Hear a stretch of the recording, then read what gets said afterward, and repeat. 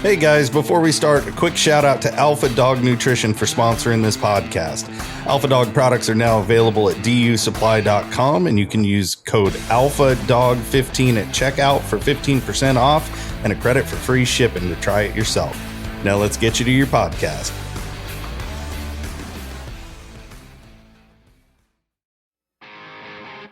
Welcome to my podcast, where we are going to talk about a lifestyle with dogs and threw in a few life lessons along the way.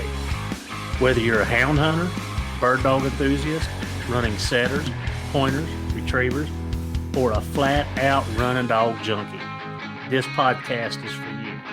I am your host, Heath Hyatt, a certified law enforcement canine trainer with over 3 decades of personal and professional training and handling experience. It's time for me to pay it forward. So grab your leads, lace up those boots, and come and join me on this lifelong process of teaching, training, and learning.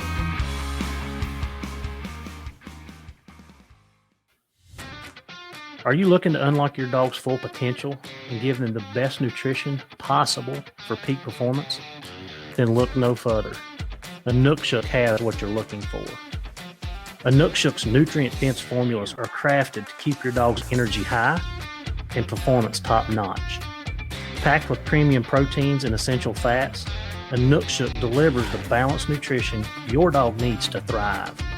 From hunting dogs to police canines, Inukshuk is trusted by professionals.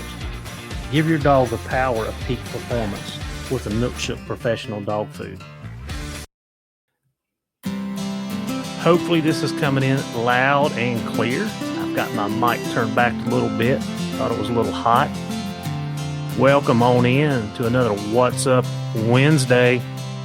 We're going to do a short recap of the training season, the early season, and the youth day, the West Virginia day.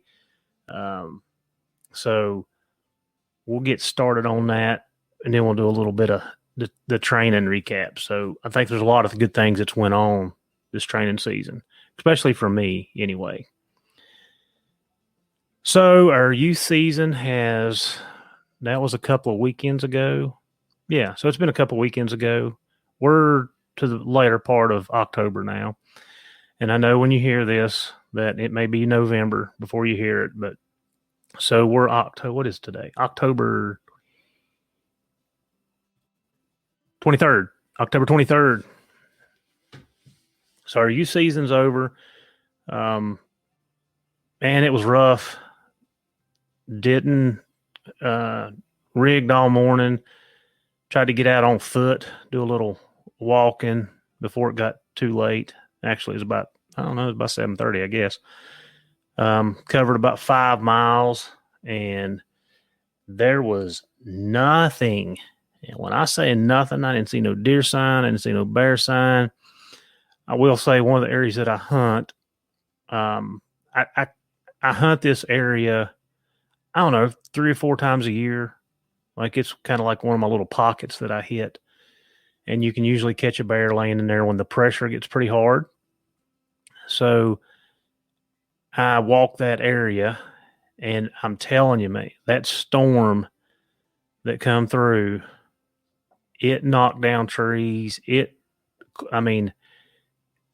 Literally, when I say we were crawling over and under and through the trees to walk this area, that's exactly what we were doing. I mean, it was tough.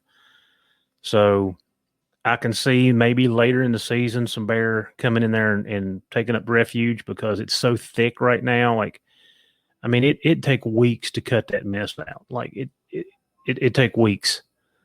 So no luck. Hunted up to about 11 o'clock, and man, I threw it in the towel. I was like, I'm done. So prior to that week, I got to give a shout out to the guys over in West Virginia that are so gracious to let me come and tag along. You know, Carl and Nick and Junior and Jacob and Chris and Cremines, and I know there's a bunch more. Tim, I can't forget about you, man. We won't leave you out. But a lot of guys have let me come over and tag along, and I'm so appreciative and I'm grateful. So I got to hunt 2 days because my work schedule kind of got in the way.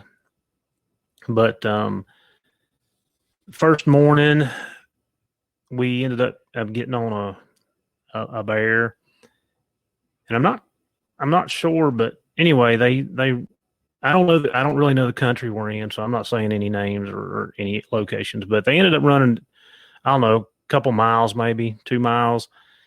And the time we got around to them, they were showing treed. And Matt, I can't forget about Matt because we jumped in his side by side. We commandeered it. We commandeered his side by side. So me and Carl jumped in it and come to realize that the dogs were in a hole. So we got around to them, and it was a pretty decent sized hole. And I had 5 dogs crammed up in that thing, and I think Junior had 2. And I'm not sure if Carl. I don't know. I remember. I know my 5 were there, and I know 2 of Junior's, and because they were in a bad way. So I can't. Man, I can't stand holes. They scare me to death. You get in there, it's tight. Dogs can't get out of the way. You got dogs coming into the mouth of the hole, and they're pushing the dogs down in there, which, Junior and I talked about it later. Very, very fortunate that we only had a handful. And I mean, I want to say 7, and if I'm forgetting a dog or 2, I'm sorry, but 7 pops to my mind. And like I said, that was a plenty. It was probably too many. I just, man, it worries me when they get in those situations. So we were able to get in there, and Matt and Jacob was with us, and was able to harvest that bear, and it was a good bear, a nice bear. So we go, yeah, I think we did. We went hunting that morning, and we ended up treeing another bear later on. And I think a young man took that bear. It was a nice bear. So had a really good day. I think I did a reel after that first day when, I did. I did the reel when I was talking about I was going to interview Chelsea Hansler. So when you see all the dogs tucked up on the tie out, man, they were whipped. So Tuesday we went Tuesday morning, and Carl and I got on a track, an older track, and the dogs kind of pecked and pecked and pecked, and finally got it up moving. And I mean, it literally ran straight in a hole. So Matt and I got up to it. The mouth of the hole was really small. Kate was up in that hole, I don't know, 6 or 8 foot, far enough. And then it got really skinny in there, and it looked like one of the seams. And anyway, we got all the dogs tied back. I think we only had 5 or 6. I can't remember. It wasn't many, but it was only one dog in the hole that morning. That was Kate. And we got everything tied back, and we started chunking rocks down in there and see if we could get anything moving or see anything. And we did hear him growl. Matt dropped a pretty good sized rock down in there, and he hummed a little bit, and we decided just to let that thing be. And we went hunting and rigged another bear, turned on it, and dogs run it over the mountain into another section. And when they crossed the road, we found the track in the road. I think maybe Nick did. And it was a real small bear. So we caught the dogs off right there. And then we ran around and ended up rigging another bear. And I'm not sure. I'm not sure what happened here. The dogs went off. They split. Nick's dogs, and I think maybe one of mine. I don't know. There was a couple dogs. Nick rounded them up, and he said when they come through there, they were driving. And then mine and Carl's kind of went the opposite direction and ended up getting out of pocket and went over into another area. And Carl went and caught his, and I was able to call. Mine got hung up in them high walls, or I think that's what they call them. And I'm okay with that. Like, I was good. I was able to get them back up out of there. So that was my 2 days. And, they went on and had a really good week. Well, Junior and Chris ended up treeing one that morning. They'd rigged one on the other side from where we were at. They ended up getting it. So I had a good day, had a really good 2 days. And then they ended up having a really good rest of the week. Great group of guys. And like I said, I'm very appreciative that they allow me to come over and tag along and get a few extra days of hunting in, because that's what it is for me. Where our season's done, it allows me to get my dogs out a few more days. So anyway, and then Youth Day, we talked about that, and that's been it. Like, my dogs is kind of shut down.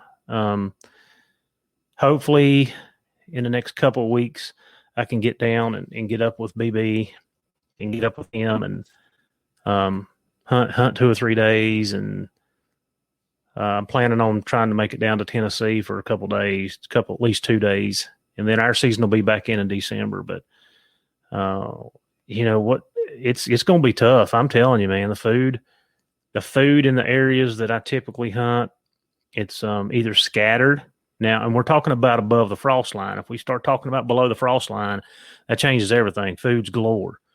But when you get below the frost line, you start to get into private property and the farms and stuff like that. So just want to clarify. Above the frost line, places that we typically hunt, the one area we hunt, it's scattered. There's food here and there, little pockets of it. So, you know, we'd have to concentrate those areas. And then the other area I hunt, like, it's cold turkey. It gone. There's nothing there. And I have a good friend that actually camps and deer hunts the same area. And we talk back and forth, and he was in there the weekend after I was, and he said the same thing. He said, spent 2 days in here and I got nothing, like nothing. He said, I'm probably going to have to do something else. So a little worrisome, for me. I know that me and George Lambert had this conversation, and I need to get George on here. I need to get, because me and him have some really good conversations, and sometimes we don't even answer our own questions. We're kind of, brainstorming, what ifs, and what do you think about this, and what's your thoughts on that? And, we have a lot of the same thoughts, and we were talking about food the other day, and I think he actually had it on the Cold Strike podcast. Maybe that's where he's talking about it. But I was talking to him. We were talking about it too. When the food is scarce, it seems like the bear heart of the tree, and a lot more of them stay on the ground. And then this is just my experience. I'm not speaking this for everybody, but it's my experience. And when the food's plentiful, the bear don't run as hard, and they seem to tree easier, and they're not as ornery, right? And, George kind of had the same experience with that he and I were talking back and forth. So, yeah, I feel like the bear in that area, unless they change mountain ranges, and it's very possible, I am getting some information that they have crossed to another range, and the food is plentiful on another range, and that's kind of seems to be where they're going. Plus, there's very little pressure there too, and that makes a big difference. So anyway, I feel like they're going to probably den up a little earlier this year. You get those first week or two, and it's pretty good. And by the third week, it kind of gets a little more scattered. And by Christmas, that's the fourth week. Usually Christmas, it's hit or miss. And then January, the first week of January, it's kind of hit or miss. You catch one or two or whatever. So I don't know. We're just going to have to see. But I know that I'm going to be out there trying. I've got the first 3 weeks off for sure, and then I'll kind of play it by ear. If it's really slow and not doing well, then I may go back and work a couple days and hunt a couple days, and I can split it up for then. Yeah. On another note, I made a trip up to Elkins, West Virginia this past weekend. Went up to Aaron Dove and had my male dog collected. And I took a good friend of mine, his dog too, and we just went ahead and knocked that out. But so I usually travel up through Union and go to White Sulphur. For you guys that live in that area, you absolutely know And you're probably listening. Maybe one of you guys is listening to this. So I got up to where 64 hits right there before the Greenbrier, and I stopped at McDonald's. Now, this is early. This is 6 o'clock. Yeah, because I left here at like 4. And Toyota in front of me with a dog box, and there's some dogs hanging out. I'm pretty sure 1 or 2 of them was a plot. I couldn't see the others. And I'm like, gosh, man, I got 2 dogs in here. I want to go. So anyway, they drove on down the road and they were gone. And anyway, I got me a biscuit and coffee and started up the road. And when I got into White Sulphur, I got him behind the vehicle, and he turned in there to where Artie's was at. And there was 4 or 5 vehicles sitting there. And I'm like, man, I want to go. I need to be hunting. I don't need to be laying my dogs up. I need to be out in the woods. So, it just kind of gets the adrenaline going. You want to go, like, you want to go. And again, Virginia, we can't train year round. Our season is basically, I think I counted it up. I want to say 90 days because it's August, September, and December. But once you take some Sundays out of it in December and stuff, it's not quite 90. It's 80 some. But so anyway, I headed up on 92 and got into Pocahontas County, and I don't know what that road is. I turned left on. I just know where I'm going. I turned left and I pulled over to get out and stretch my legs for a minute. And here comes a truck. Here comes a vehicle. Now, we hadn't seen any vehicles. Like, we hadn't seen any. Here comes a vehicle. Oop, dog box. Here comes another vehicle. Oh, dog box. Here comes another vehicle. So it was like 6 or 7 vehicles went by. They all had dog boxes on. And you guys were making me jealous. Like, I want to go so bad. Like, man, y'all are so blessed to be able to hunt like that. And anyway, it makes a man jealous. Like, I have to say it. I'm jealous. I want to go. So anyway, we went on up to Elkins and met with Aaron and was up there for a couple hours, and we come back down 250 into 92 down through Green Bank. And I think that is one of the most beautiful rides in the fall. Like, it's just the valley is beautiful. The area is beautiful. The leaves were changing. Like, it was very picturesque. Like, it was beautiful. In fact, I stopped and took a couple pictures, here and there. Come on down, and I got back down to about where I saw the trucks in the morning. I was probably a couple miles away, maybe 5 miles away.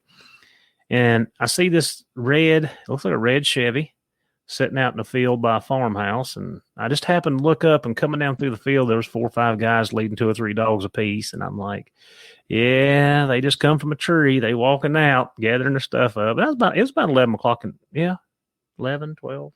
Yeah, it was probably 11 o'clock, 11:30, somewhere in there. But looks like they had a good day. So I'm envious. Like, you guys, I'm envious. And then when I come back down 92, I can't tell you how many houses I saw with vehicles parked in them with dog boxes. And the guy that was riding with me, he's a non-hunt. He don't hunt. I just asked him if he wanted to take a ride, and he was like, yeah, I'll go. I don't think he even knew what he's in for, but anyway, he did.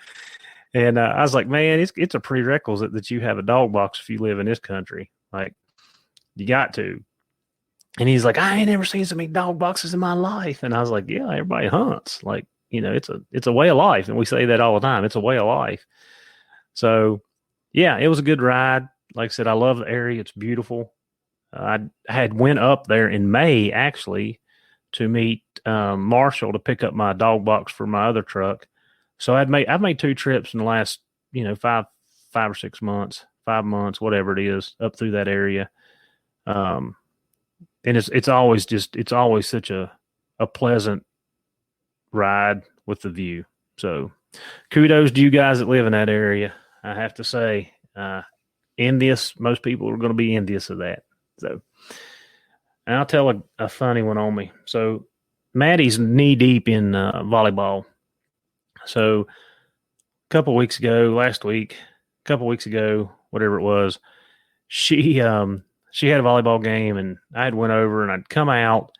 I got in my truck, and it was just, it was like mist and rain, if that. So I got in my truck, and I was trying to pull out of the school.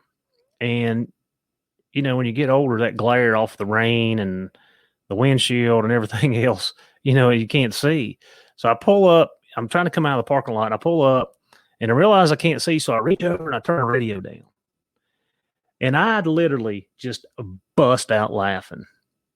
Because how many of you guys have read the memes that they post that says you turn the radio down so you can see better? Like, I literally did that. I have no idea why I did it, but I cracked myself up and I laughed until I got back out on 220 and was headed home. I was like, I guess the saying's true. Like, it's absolutely true. You turn the radio down so you can see better. The windshield wipers were going. But yeah, I cracked myself up. That was a good one. All right. Let's recap some of the training season, some of the conversations real quick. So I know the last What's Up Wednesday I did, our early season was over, and I know you guys heard me say that got on a really rough bear. After a couple of hours, it run 3 of my young dogs off, right? And I'm not pleased about that. I want more stick. They don't have to get tore up. They don't have to fight, but I need them to stick. So I'm a little worried. Like, you don't know how they're going to respond. But through another conversation, I'm the one that I'm very careful about hunting my dogs too young. So I got a year old. There was a year old, 13-month old in that bunch, and then Sassy and Lady. And Sassy's 3 months older than Lady, I guess. They're not 2. They're not 20. Yeah, Sassy may be 20 months old now, and that's been a month ago. So anyway, when I went to West Virginia, I couldn't take Sassy because she was still, in fact, she still has some of that injury that's not healed 100%. So I didn't hunt her West Virginia, and I didn't hunt her Youth Day. So I'm trying to let some of that hematoma go down, and she acts fine. She's acting normal, but she still has a pretty good knot up on the top of her back, right at the bottom of her loin. So I didn't get to take her, and I was going to load Bronx up, and he ended up having his foot swelled up huge. I don't know if he'd run a briar or something up in between his toes, but in between his 2 middle toes, I fooled around with that, and I couldn't take him, so I took Lady. That's one of the ones I took, Lady, and she was on that bear in the hole. She was doing what she was supposed to do. She did really good up there. Like, I'm pleased that she went back, no problems, no issues. And hopefully as she matures a little bit more, when she gets that 2 years old, we talk about the maturity level of dogs a lot. And, we know that females mature a little faster than males most of the time. Okay. When I say most, in parentheses, like quotation marks, like most of the time, you have some males that do that, but most of the time it's the females that mature a little faster. So I was very pleased with the outcome of that. Like I said, I haven't got a chance to get Bronx and Sass back out, but they are on the list. If I go down to BB's, there are going to be 2 that I'm taking. And, that changes everything too, because it's so thick. The country's different. It's flat. It's thick. It's marshy. Bigger bear. A lot bigger bear than what we mess with here. So it'll be interesting to see how that pans out. I think they'll be all right. They've had time to forget about it. So we'll have to keep you posted for that one. But Lady did a good job. I'm pleased with it. Didn't hesitate. Didn't think about it. She went right back doing what she's supposed to be doing. So it wasn't too detrimental for her. Like I said, Sassy's the one that took the worst shellacking of the bunch. So like I said, we're 3 weeks out now. 3? Yeah, we're at least 3 weeks out, and she's still not where I'm going to say, yeah, I'm taking you. I'd take her tomorrow. If I was going hunting tomorrow, I'd take her for sure. So we're at that point. So just a little update on that. Leading, had a conversation the other day about leading and dogs shutting down. They put puppies on a lead and they try to force them into something, and the dogs, and I did that. You can go back and listen to the podcast I did about, Briggs. Well, I did it with all of the B litter. All the B litter was not ready for for the lead, and I was trying to do something with them, and it shut them down.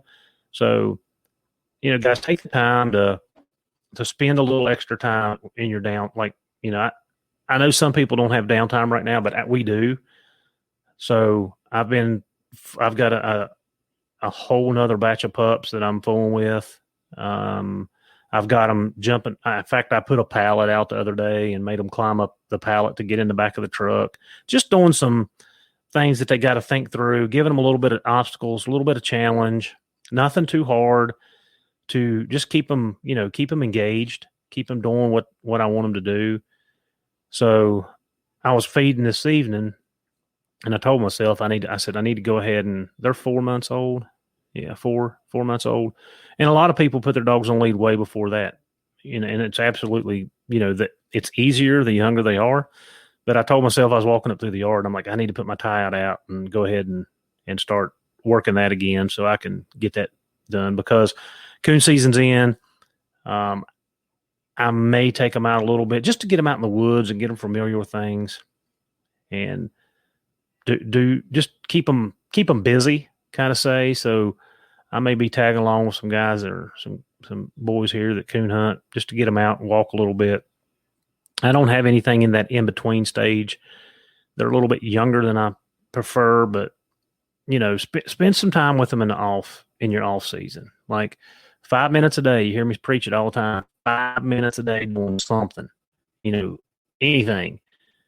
Just keep them out and keep that brain stimulated. Keep them working. Keep them learning, and you end up with a better product in the end.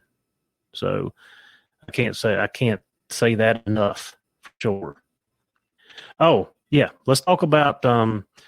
So I spent the last week at the VAPWATA seminar, which is the Virginia Police Canine, tongue tied right there, Virginia Police Canine Association.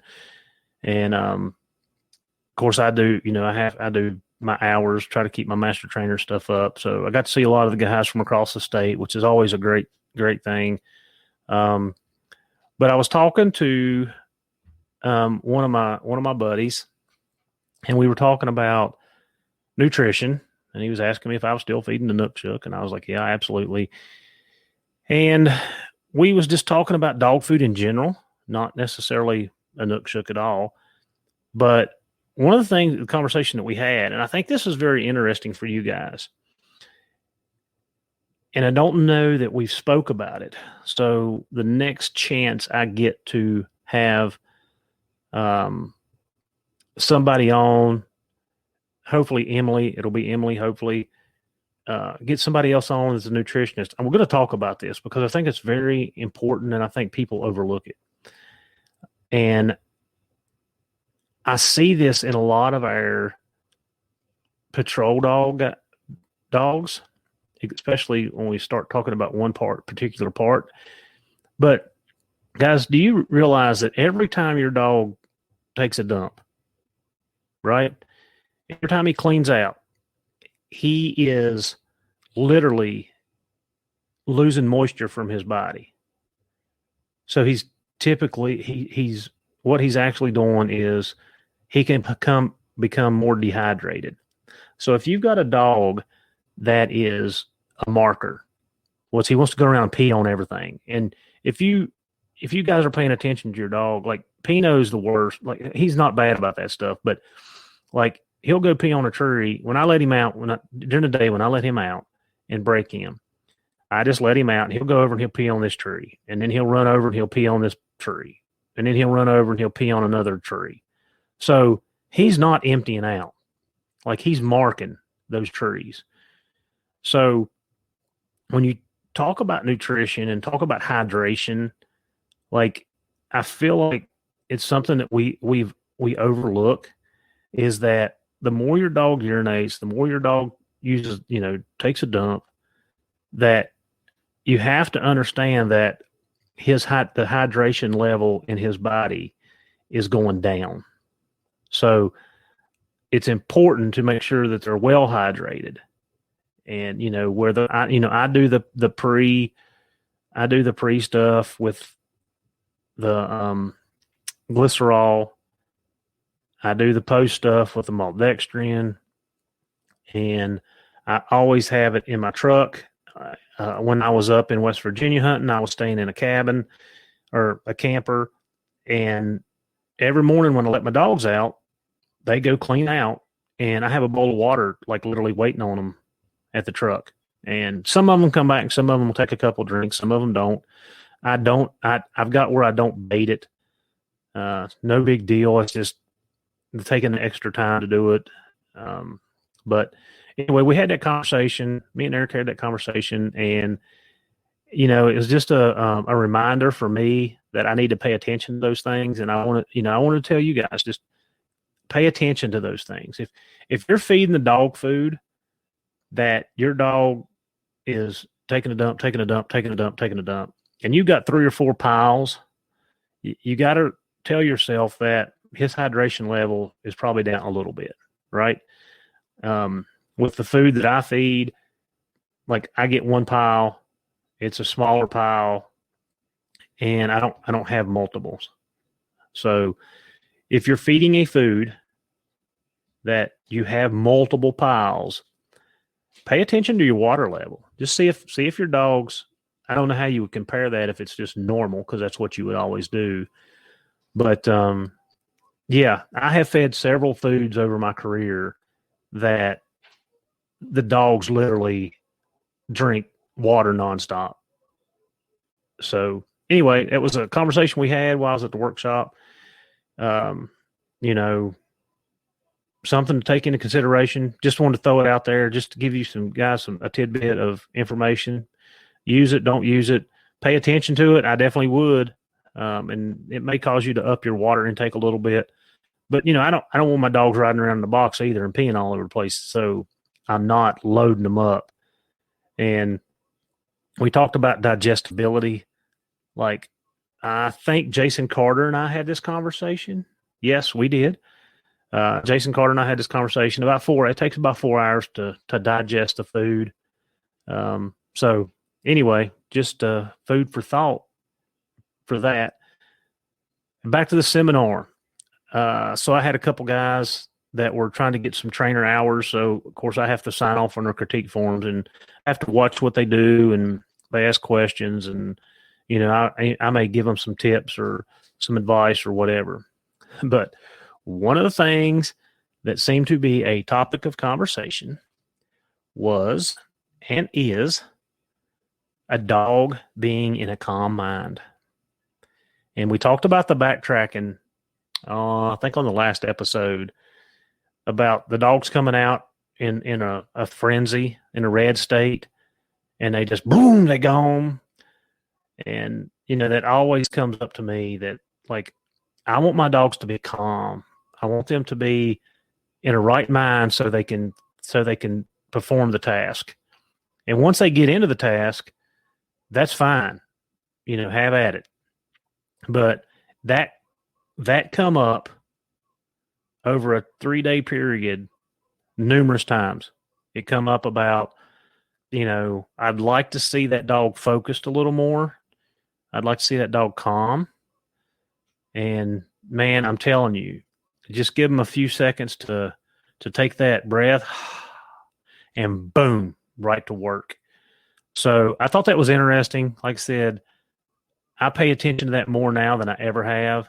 And like, that's something that I want in my dogs. I don't want the dog that is like a rat on acid that's just all over the place. Like, that's not for me. I don't want that. I want a dog that can calm himself and then go do his job. And then while he's in his job, he can do whatever he needs to do. But I need him to focus and get that task started right. Because if we can't get started right, we're not going to end right. Right. And, I talk about that in my guys that do the tracking. The most important part of the track is the beginning, because if you can't get a good start on it, you're not going to get a finish. So food for thought. So look at your dehydration. Make sure you spend a little extra time with those dogs on your off time. If you've got some downtime, spend a little extra time with them. Clean up whatever, problems you're having, or something that you want to tweak a little bit. Do it while you've got some downtime. You don't have to worry about it in the field. And I hope everybody has had a wonderful season so far. all the dogs are well, and we'll catch you on the next What's Up Wednesday.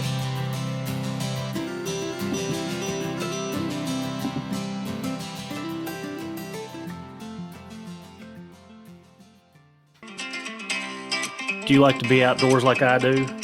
If so, unlock the wilderness with Onyx Maps. It is your ultimate guide to exploring, hunting, and conquering the great outdoors. With detailed maps, real-time tracking, and exclusive access to public and private lands, Onyx Maps is your key to adventure. Discover the possibilities and never get lost again with Onyx. So subscribe today using the promo code K920, letter K, number 920, and know where you stand.